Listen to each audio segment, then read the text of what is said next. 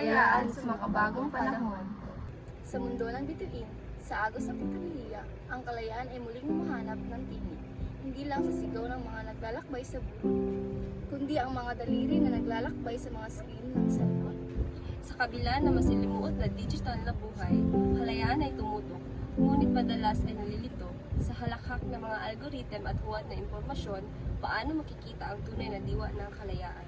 Kalayaan sa mga pangarap, sa mga sariling desisyon, ngunit sa mundong puno ng limitasyon, paano magtatagumpay? Sa mga hamon ng kahirapan, pagkatalo at pagkakulangan, kalayaan ba ay makakanta? Sa bawat isa? O sa mga pribilehiyon lamang?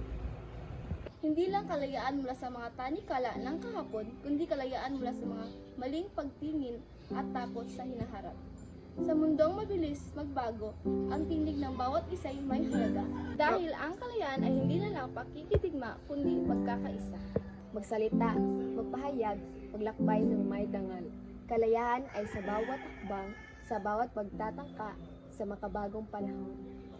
Kalayaan ay hindi makamtam, kundi sa bawat pag-unawa, sa bawat pagninilay ng mga mata. Sa dulo ng laban, ang kalayaan ay hindi lang tagumpay. Ito ay pananagutan na magbigay ng pag-asa sa bawat buhay.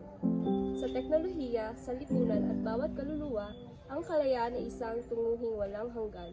At sa bawat isa, may bahaging ginampanan sa pagbuo ng isang malayang mundo.